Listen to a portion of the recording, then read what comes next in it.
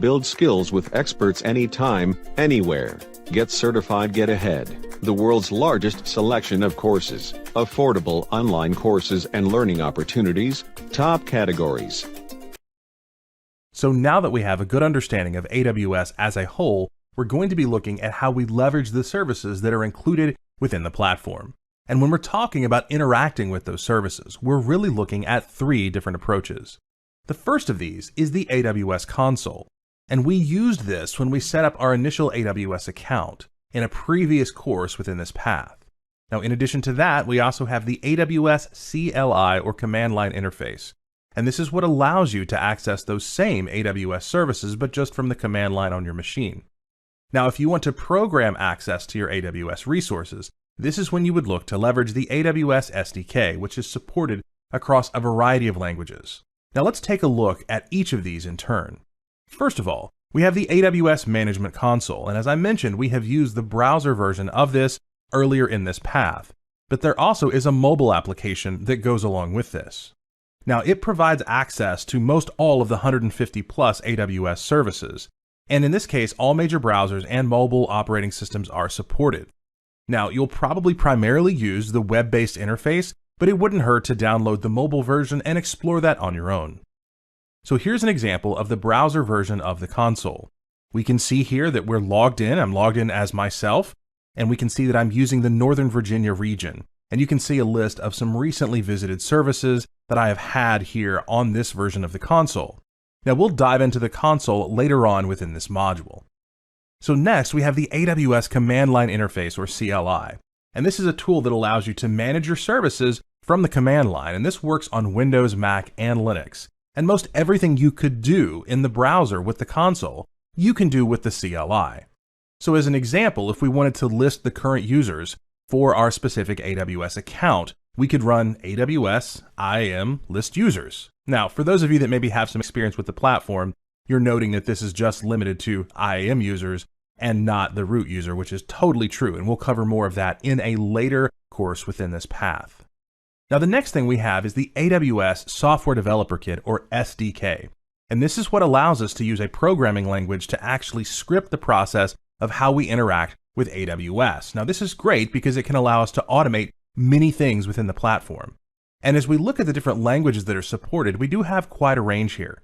And this includes Java, .NET, Node.js, JavaScript in the browser, PHP, Python, as well as Ruby, Go, and C++.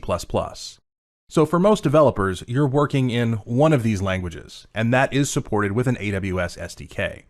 Now let's talk about when you would use one of these approaches versus another. So first of all, the console is a great method for testing out AWS services. So if you want to leverage a service for the first time, if you want to spin up a virtual server and maybe you haven't used EC2 before, or maybe you're looking at testing out a new service that AWS just announced, the console is a great way to do this. However, if you have repeated tasks, you might want to look at using either the CLI or the SDK. If we require a person to log into their browser and go and perform tasks, that can be very cumbersome. But if we're going to be doing these tasks continually, this becomes a great case for automation. And both the CLI and SDK can enable that automation. Now next, the SDK enables automation of AWS tasks within custom applications. So if you have a custom application that you're running on AWS and you want it to automate some way of interacting with an AWS service, the SDK becomes a great choice for that. Now it's important to note here, most all services and actions can be performed in any of these 3. Now there are some exceptions to that rule, and we'll cover a few of those within this course, but at a high level, just know that for most services, you'll be able to use either the console or the CLI or the SDK to perform whatever tasks you need when using these services. So next, we're going to walk through the process of creating your own AWS account. And this can be extremely beneficial as you're going throughout this course to be able to follow along and actually experiment within AWS. So in this demo, we're going to do 3 things. First, we're going to create a new personal AWS account. We will then activate the new account. And then finally, we will be configuring a budget alert for the account so we can make sure we don't have any unexpected charges that end up growing on our account. So I'm going to go ahead and go through the process of creating an AWS account. Now I'm here on the AWS homepage, and it'll probably look different depending on when you're looking at it, but you should see at the top right a button that says create an AWS account. So I'm going to go ahead and click on this option. Next, we're going to need to put in two different pieces of information. First, we need to enter in a root email address. Next, we're going to need to give this an AWS account name. Once this is in place, we can now click Verify Email Address. And so here, it's going to send something to your email address, and you'll need to enter in the verification code. Now that I've entered in the code, I can now click Verify. Great, now it's telling me my email address has been verified, and now I need to create a password. Once the password is in place, I'm going to hit Continue. From here, it's going to ask if I want this to be a business or personal account. So I'm going to assume that most of you, in walking through this course, just want to create a personal account that you can test as you're going through this course. So I'm going to click Personal. I'll enter in my full name. I'll enter in my phone number, and then I'll enter in my address. Now that all of that information has been entered in, I need to agree to the terms of the AWS customer agreement, and then I can continue. Now here, it's going to be asking for my credit card information, and it's important to note here, AWS is a service, and when you utilize this service, it may charge your credit card. However, it's letting you know here that there is a free tier where there are many different services you can try out without having to pay anything for those services within given limits. So keep that in mind, and in just a minute, we will set up a billing alarm, so you shouldn't have any big surprise charges that end up on your account. But for now, I'm going to go ahead and enter in my credit card information. Now the next step is confirming your identity, and it's going to do this by sending either a text message or a voice call to a mobile number that you specify. So I'm going to go ahead and enter in my mobile number. The next thing I'm going to need to do is I'm going to need to pass the security check. So here I'll enter in the characters that are on the screen, and then I'll hit Send SMS. Now I'm going to enter in the code that I received on my phone, and I'll hit Continue. Now the next step is to select a support plan. And don't worry, later on within this course, we'll walk through each of these support plans in detail. But for now, we will just stick with the basic support option and hit Complete Signup. Now, congratulations, we have completed the creation of an AWS account. From here, I can click the option to go to the AWS Management Console. I'm going to specify here that I want to sign in as a root user, and I'm going to give the root user email address. Then I'll hit Next, and I need to enter in the password. Now I'll hit Sign In. Now I am here within the AWS console, and this is the way that I'll interact with AWS from my browser. But the first thing that we need to do is to set up the billing alarm, so there aren't going to be unexpected charges that end up on the account. So I'm going to click under the name of the account, and I'm going to go to the option here that says Billing Dashboard. Now that I'm here, I'm going to go here under the left pane and go down to the option that says Budgets. From here, I'll specify that I want to create a budget, and I'm going to select the option here that says Use a Template, and then I'll go to Monthly Cost Budget. I'll specify here that my budgeted amount is going to be $10. You could specify a lower amount if you would like. I'll leave the budget name that they specify here, and I'll specify the email addresses that I want it to notify once the notification threshold has been met. So you'll notice here that all AWS services are in scope in this budget.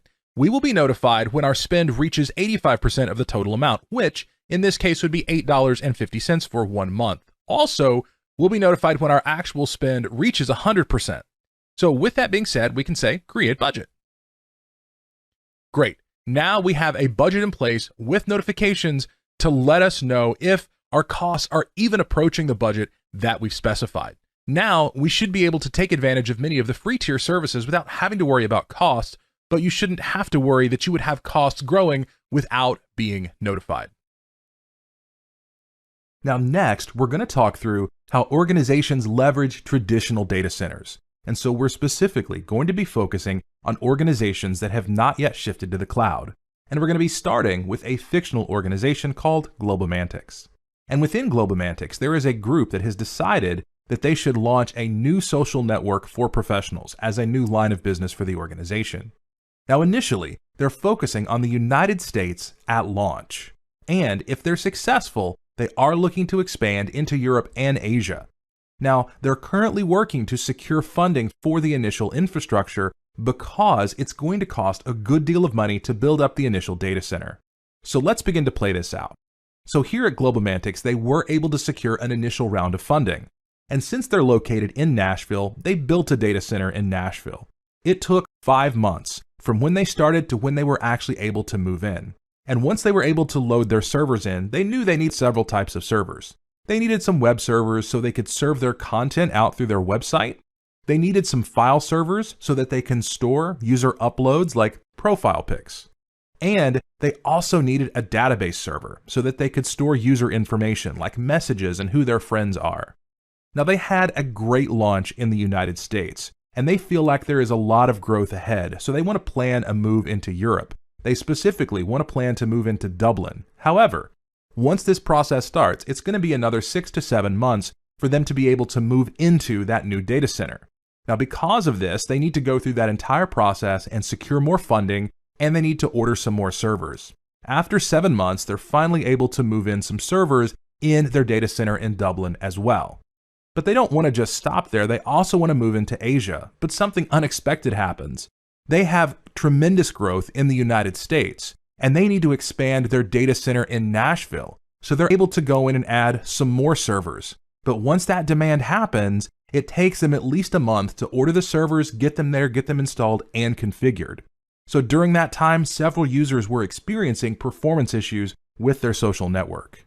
Now, once all of that's in place, they're finally able to shift their attention to the data center in Asia, which is going to be in Singapore. And it takes another 6 months to begin to get that in place and to order servers, and they then deploy their servers in Singapore. But something happens. Users that were interested in the platform in Singapore have already moved on to something else. And so they have all of these servers and their data center sitting there in Singapore being barely used, and they have put a significant investment in getting it up and running. Now, let's pause on Globomantics for a minute and let's take a look at what we've learned. First of all, when we're looking at traditional data centers, it takes an initial upfront investment, and a pretty large one at that. Organizations have to plan to either build a new data center or rent space within an existing data center. Next, forecasting demand is difficult. Even the best organizations struggle at this, understanding how many users are going to latch on to a new solution, whether it's an external one like a social network or even an internal business application. Next, it's slow to deploy new data centers and servers. So not everything can be ordered overnight via Amazon Prime, and so there are times when it will be very difficult to get up and running if we need to respond to a change in demand quickly. Next, maintaining data servers is expensive. So with Globomantics, for every new data center that they spun up, they're going to need to add dedicated resources, dedicated individuals to maintain that server infrastructure at each of those data centers. And that's a cost that's ongoing. And next, you own all of the security and compliance burden with each of those data centers. So nobody wants to get hacked and nobody wants to be sued for being hacked. But if you're an organization owning those data centers, that entire responsibility rests on your shoulders to be sure that you're following all of the industry best practices. So now, with this said, we're next going to look at some of the benefits of cloud computing. So now we're going to dive in and actually use the AWS console.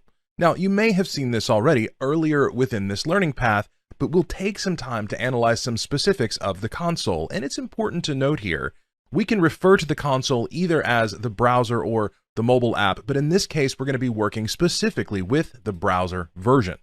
So first of all, here in this demo, we are going to be accessing the AWS console in the browser.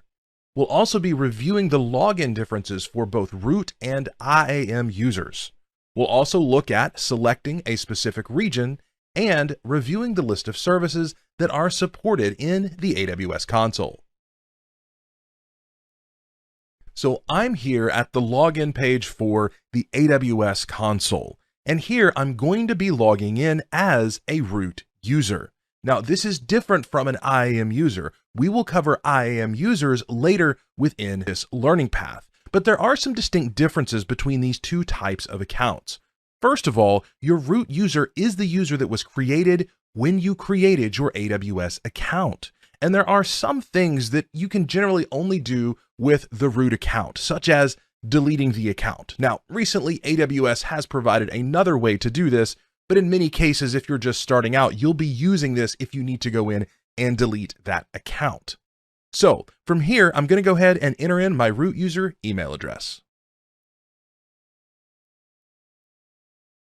Then I'll go ahead and go to next. I'll enter in my password. And now I'll sign in. So now I'm here in the console, and I want to call out a few things to start with. So first of all, in the top right, I can see the name of my account, and I can see the account information. And this will include all the information around my account, my billing dashboard, and things like my security credentials. And right next to it, I have another dropdown. And this is the dropdown where I select the region that I'm working in.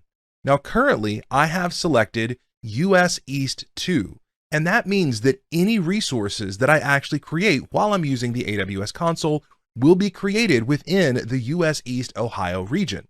Now, I can change the region that I'm using by simply selecting another region. By selecting Northern Virginia, I'll now switch all resources that I'll be creating over to the US East 1 or Northern Virginia region.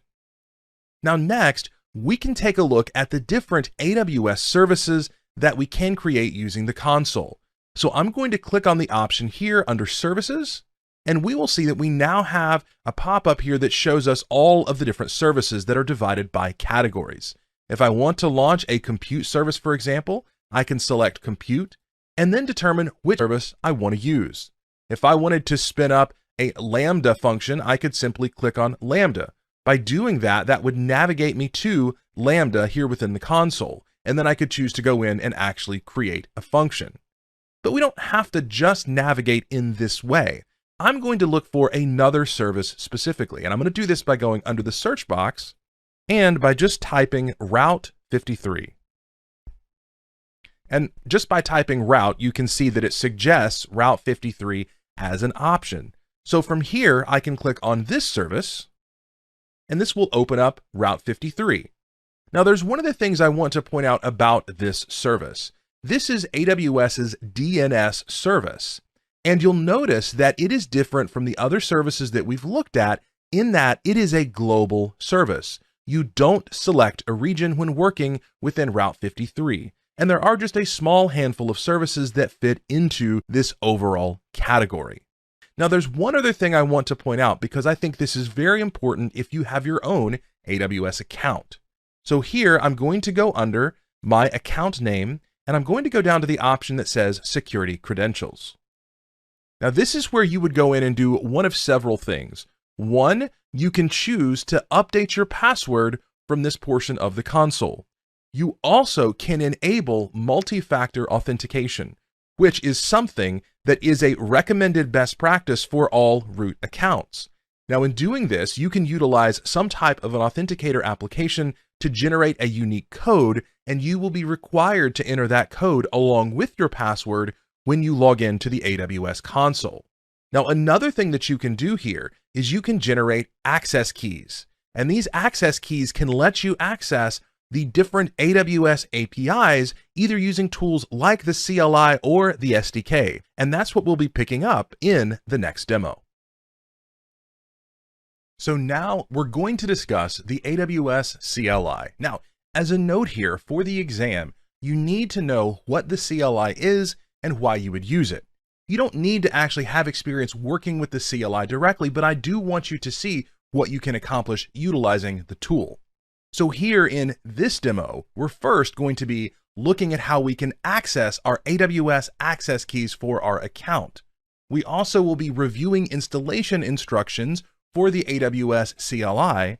We will look at how we can configure the AWS CLI for a specific user, and we will be interacting with AWS utilizing the Cloud Shell CLI from our browser.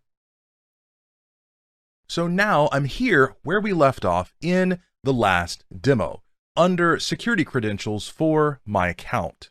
Now, if you don't remember how to get here, when you log into the console, you can simply click on the account name, and from here you can go down to security credentials. Now, we talked briefly about access keys. Now, access keys are one way that you can get access to utilize either the CLI or the SDK, because in both cases, AWS needs to make sure that you are a user that has permission to perform whatever action it is that you're trying to perform. Now, one of the things about access keys here is you will see a warning if you try to create an access key while you are a root user. It does tell you that root user access keys provide unrestricted access to your entire AWS account. They suggest if you need long-term access keys to create an IAM user with limited permissions and generate access keys for that user instead. And this is obviously good advice. We don't want to go in and create these keys that can do anything for our account. Now, I'm going to show you how to generate access keys here under the root user, just so you know how to do it for your user. But again, we would recommend not doing that for the root user and keeping those keys around. Now, as another note, as soon as I create these access keys, I will be deleting them as soon as this demo is over. So I'm going to go ahead and hit the option to create new access keys, and it tells me here that it has been created successfully.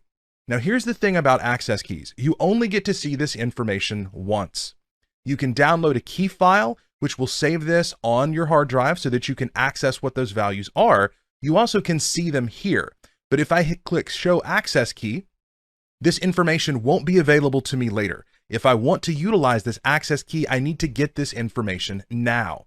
Now, anytime I utilize the CLI or I want to utilize the SDK, I can use these values to help make sure that it actually is associating it with my user and giving me permissions to do what I have permissions to do on AWS. Now, if I wanted to use this with the CLI, I would need to install the CLI on my machine.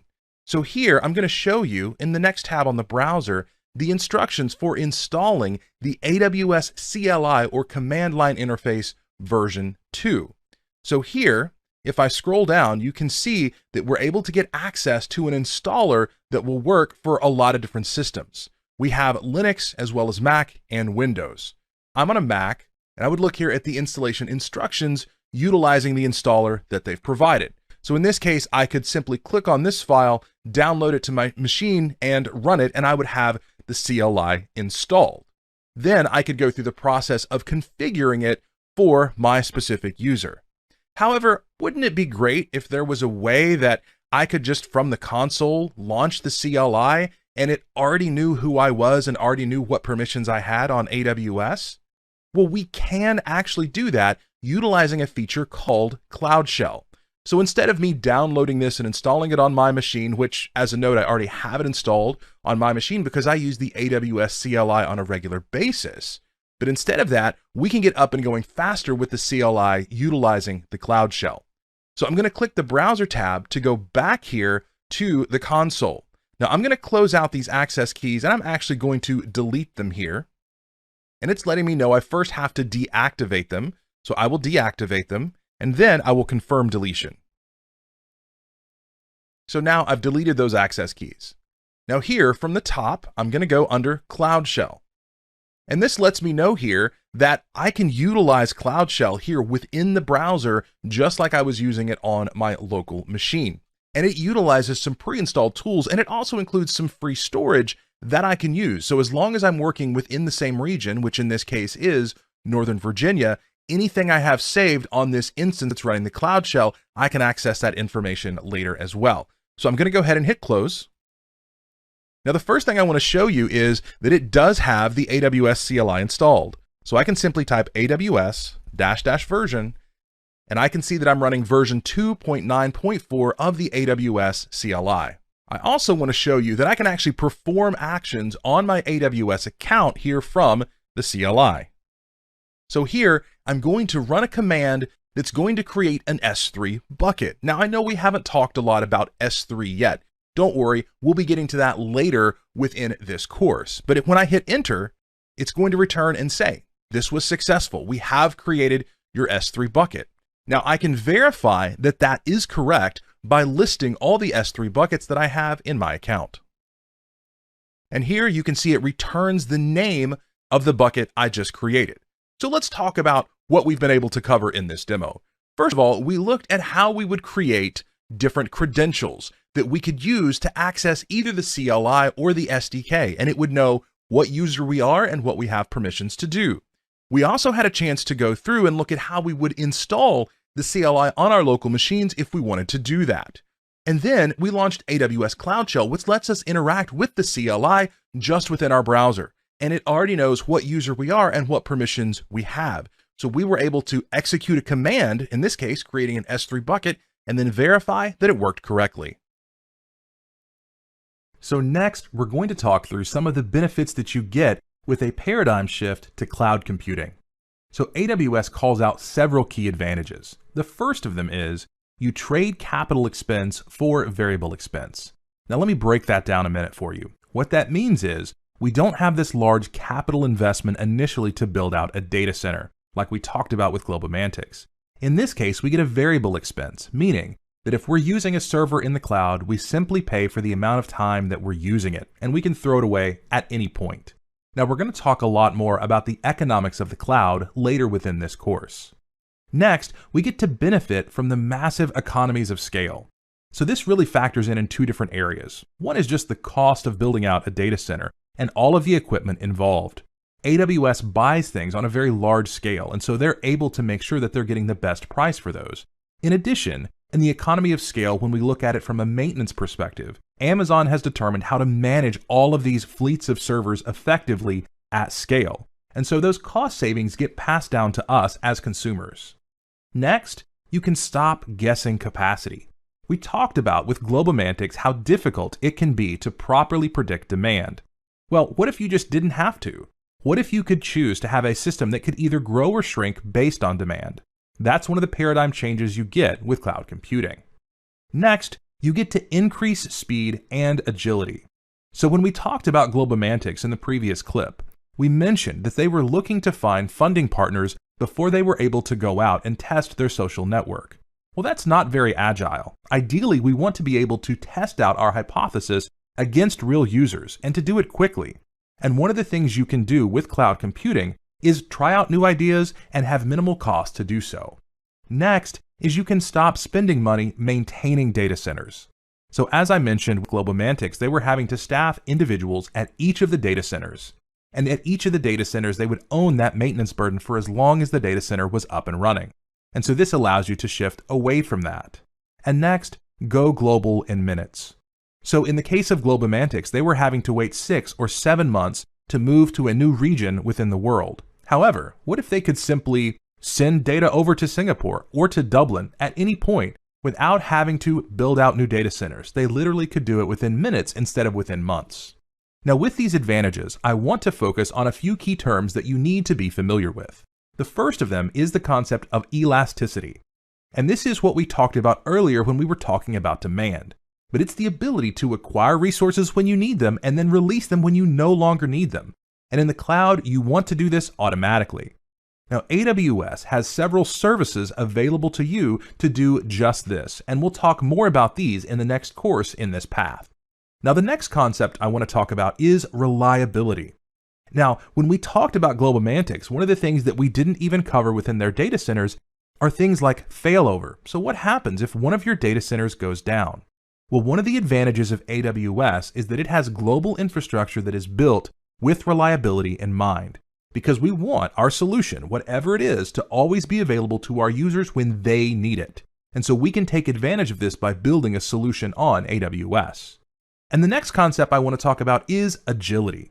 Now, as I mentioned, we want to have the ability to lower the cost of trying new ideas or business processes. So instead of having to go out, for example, let's take a new concept like blockchain. Instead of having to go out ourselves, hire individuals that have their expertise, buy the hardware that we need, install it in a data center, and then start using it. In this case, we're simply able to tie into the resources that AWS has and use the services that they provide to us. Next, it reduces the time required to maintain infrastructure. So we begin to shift. Instead of simply spending time maintaining, we're able to spend time working on things that add business value. Next, it does reduce the risk for the organization around security and compliance. Now, don't let anyone tell you that you don't have to think about security when you move to the cloud. You certainly do. And we will be looking later at the AWS shared responsibility model so we understand what is our responsibility and what is AWS's responsibility when it comes to security and compliance. And next, it provides access to emerging technology, as we mentioned earlier with blockchain, without having to spend a ton of money to ramp up on that new technology. So now that we've gone through and discussed benefits of using cloud computing, let's now take a minute and talk about different types of cloud computing. And before we dive too deep into that, let's discuss a definition for cloud computing as a whole. AWS says that cloud computing is the on-demand delivery of compute power, database storage, applications, and other IT resources through a cloud services platform via the internet with pay-as-you-go pricing. And that pay-as-you-go pricing is critical, as we discussed in the previous clip. Now let's look at some different models of how we use cloud computing. So let's imagine for a minute that we have a spectrum. And on this spectrum, on one end, we have absolute control, but on the other end, we have minimum maintenance, where things just run without us even having to think about it. Let's imagine 3 different points on this spectrum. First of all, on the far left, with maximum control, we have infrastructure as a service, or commonly abbreviated as IaaS. This is where we run servers in the cloud, virtual servers, that are very similar to how we would run servers in our own data center. Meaning that we have full access to those servers. We can change the OS that's running on them. We can completely configure them to do exactly what we want. However, we also have to perform maintenance on those servers, keep them up and running to do exactly what we want them to do. But then if we go to the far right of the spectrum, we end up with something else, and that's software as a service, or SaaS, commonly abbreviated as SaaS. Now, for software as a service, you might not realize it, but you're probably using multiple software as a service solutions every day. And that could be your email provider, or that could be your specific chat service that you use with other employees. It's just a piece of software that you're able to run with. You don't have to worry about configuring servers. It is just provided to you as a service. And in the middle of these two, we have something called Platform as a Service, or PaaS. And this means that we're given a service that is configured for us where we simply need to deploy our customizations onto it. And so if you've ever used maybe a WordPress host like WP Engine, you can simply drop in your code and you can be up and running. They configure the WordPress install in the server for you. That's a good example. There also is a platform as a service solution on AWS called Elastic Beanstalk. So with these different options, we can understand that there are different ways to use cloud computing. Now next, let's talk about different cloud deployment models. Now the first model that we see here is public cloud, or sometimes people will just say cloud. And this is when you are deploying a solution onto a public cloud provider like AWS. And there are others here as well, like Azure from Microsoft or the Google Cloud Platform. Next, we have on-premises or private cloud. You'll also sometimes hear people say just on-prem. And this is when you have a cloud-like platform in a private data center. So if you wanted to be able to be somewhat scalable like you have with AWS, but you wanted to be able to do it within your own data center, there are solutions that you can deploy, companies like VMware, for example, to have a private cloud. And in some cases, you will have what we call hybrid, meaning you have an organization that is leveraging both a public cloud, but those public cloud applications are working in tandem with a private cloud within their own data centers. And so it's important to understand that for some, especially large organizations, they could be using both a public, private, or using them together in a hybrid model. So next, I'm going to be introducing 2 very key concepts of the AWS global infrastructure. The first is AWS regions, and the second is availability zones, and you'll see that these are very closely connected. So first of all, let's take a look at AWS regions. Now, the first thing to note with a region is that each of them are located within a specific geographic location.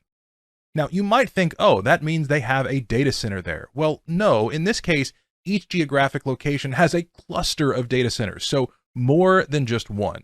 And as of the time of this recording, AWS currently has 30 regions that have been launched around the globe. So here we can take a quick look at these, but I'm also going to show you in a bit where you can go to get an always updated map that shows you where the regions are located. But next, let's talk about another concept, availability zones. So first of all, within an availability zone, it contains one or more data centers. In addition, multiple availability zones are included with each AWS region. And this is different from some other cloud providers where availability zones is an optional feature. Here, every AWS region does include multiple availability zones. Also, it's important to note that these availability zones, they are located within the geographic area of the AWS region. So when we have a region like the one in Northern Virginia, all of the availability zones will be located within that region. These availability zones have redundant power, networking, and connectivity. So the reason that these exist is to make sure that you generally wouldn't ever have a scenario where an entire region would go down. And we'll talk more later about how these availability zones enable high availability for your applications. And there are currently 96 availability zones globally. Now let's take a high-level look at some regions within the United States. So first of all, we have 6 different regions that exist within the United States. So the availability zones here are associated with the region that you can see that they're closest to. And these availability zones provide a level of failover to ensure that you have high availability for the applications that you deploy. And let's talk about a few terms here. First, we have the term of availability. And this is the extent to which an application is fulfilling its intended business purpose. And applications that are highly available are built in a manner where a single failure won't lessen the application's ability to be fully operational. Now, there's another concept that you need to be aware of, and that is how we name AWS regions and availability zones. So you might see something at some point like US East 2A. So let's talk about what this means. Let's break down each of the components. So first, you might guess that US in the beginning stands for United States, and you would be correct. Here, this is going to be the area. We then have a sub area underneath that main area. So in this case, this would be on the eastern side of the US. We then have a number because we might have 2 different regions or more in a specific area. And that is the case. We have both a US East 1, which is in Northern Virginia, and a US East 2, which is in Ohio. But we also have a letter at the end, and this is for the availability zone. So for example, if you had 2 availability zones you were considering in Ohio, you would have US East 2A and US East 2B. Now that's the complete name, but if we leave off the letter, that gives us the region name. So when we're talking about a region, we would say US East 2 as a region. But if we want the entire availability zone name, it would include everything from US East all the way to the end to 2A.